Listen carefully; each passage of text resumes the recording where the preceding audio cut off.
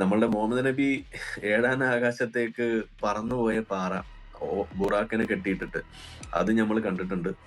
അപ്പോ അവിടെ പോയിട്ട് ഞാനിങ്ങനെ നോക്കി ഓട്ടയൊക്കെ ഉണ്ട് അവിടെ. അതിന്റെ മുകളിലേക്ക് പറന്നുപോയ ഒരു ഭാഗം.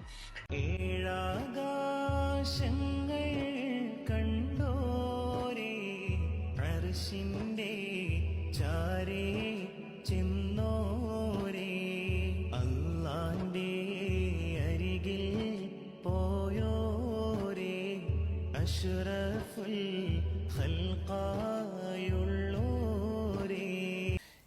ഏഴാകാശങ്ങൾ കണ്ട പ്രവാചകൻ, അർശിൻ്റെ ചാരെ ചെന്ന പ്രവാചകൻ, അള്ളാനെ നേരിൽ കണ്ട പ്രവാചകൻ സ്വല്ലല്ലാഹു അലൈഹി വസല്ലമ തങ്ങൾ. ഇത് വിശ്വസിക്കണമെങ്കിൽ എന്ത് വേണം? ഈമാൻ കൽബിൽ തന്നെ വേണം. അല്ലാത്തൊരാൾക്ക് ഇത് എന്ത് ചെയ്യാൻ പറ്റില്ല, അംഗീകരിക്കാൻ പറ്റില്ല.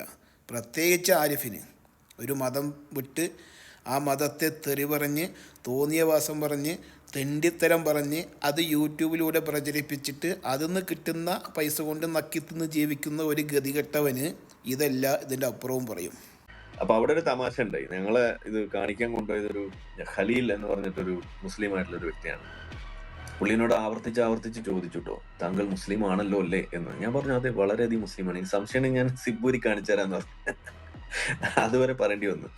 അപ്പോൾ സത്യത്തിൽ എന്നെ കണ്ടപ്പോൾ തന്നെ ഒരു പശകശപ്പ് തോന്നിയിട്ടുണ്ടാവും. അതുകൊണ്ട് അദ്ദേഹം ചോദിച്ച് ഈ മുസ്ലിമാണോ എന്നുള്ളത്. അതിന് ഈ ഷിബൂര് കാണിച്ചു തരാമെന്നല്ല പറയേണ്ടത്. ആർജവത്തോടെ എന്ത് ചെയ്യണം? ഞാൻ മുസ്ലിമല്ല എന്ന് പറഞ്ഞ് അതിൽ പിന്മാറാൻ വേണ്ടത്. അന്തസ്സും ആത്മാഭിമാനവും നട്ടെല്ലുമുള്ള ഒരു പുരുഷനാണെന്നുണ്ടെങ്കിൽ എന്ത് വേണം? അങ്ങനെ ചെയ്യേണ്ടത്. ആർക്ക് വേണം എൻ്റെ ഷിബൂര് തുറന്നു കാണിച്ചത്? ഏതെങ്കിലും നല്ല കുടുംബത്തിൽ പിറന്ന, ഇസ്ലാമല്ലാത്ത ഇനി മറ്റു മതസ്ഥരായാലും ഏത് സ്ത്രീകളായാലും നല്ല തറവാട്ടിൽ നല്ല മാതാപിതാക്കൾക്ക് പിറന്ന ഒരു പെണ്ണിന് അത് ആവശ്യമില്ലടോ. അത് ആവശ്യക്കാരെനിക്ക് വലിച്ച് ബോംബെയിൽ പൊക്കോ, വല്ല റെഡ് സൈറ്റിൽ വല്ല വേശികളൊക്കെ ഉണ്ടാവും, അവിടെ പോയിട്ട് എന്ത് ചെയ്താലാ, തുറന്ന് കാണിച്ചു കൊടുത്താലാ ഓർക്ക് ചിലപ്പോൾ പറ്റിയായിരിക്കും. മനസ്സിലാവുണ്ടോ? കഷ്ടം.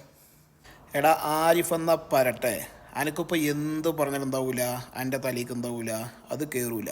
കാരണം എന്താ? എൻ്റെ തലച്ചോറ് നായി നക്കിക്കുന്നു. ഇജ് പിന്നെ ചോറ് തിന്നുന്ന ബുദ്ധി കൊണ്ടല്ല ഇജ് സംസാരിക്കുന്നതും പ്രവർത്തിക്കുന്നതും. അനക്ക് തിരിയുന്ന ഒരു കാലം വരും. ഇപ്പം അനക്ക് തിരിയൂല. അനക്ക് തിരിയുന്ന ഒരു കാലം അത് വിദൂരമല്ല. ശരിക്കും കൊണ്ട് ഓർത്തോ.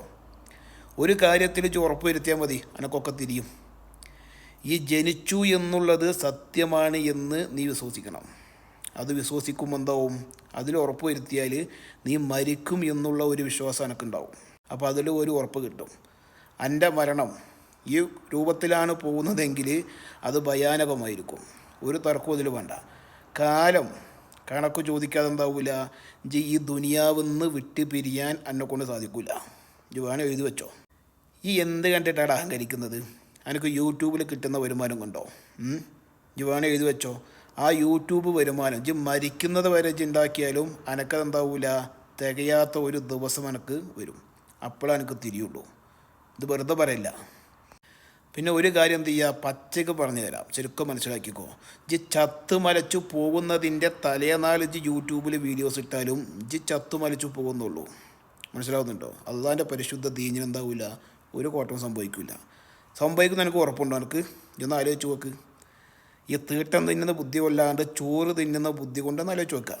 ഞാനിങ്ങനെ പറഞ്ഞ് കുറേ കാലം കഴിഞ്ഞ് മരിച്ചുപോയി. മരിക്കുന്നതിന് മുമ്പ് ഞാൻ വീഡിയോസ് ഇട്ടു. അപ്പോൾ എന്താ സംഭവിക്കുക? ഇതേപോലെ എന്ത് ചെയ്തു? ഇസ്ലാമിൽ തെറി പറഞ്ഞു, അനാവശ്യം പറഞ്ഞ് ചാവുന്നത് വരെ, എൻ്റെ കാറ്റ് പോകുന്നത് വരെ ഇജ്ജ് പറഞ്ഞുകൊണ്ടേന്ന് കൂട്ടുക. ഈ ചാവുന്നതിൻ്റെ തലേനാളും ഇജ്ജ് അതന്നെയാണ് പറഞ്ഞത് കൂട്ടുക. എന്താ സംഭവിക്കുക? ഈ ചത്തു പോകുന്നുള്ളൂ. ദീനിന് എന്താവില്ല, ഒന്നും സംഭവിക്കില്ല.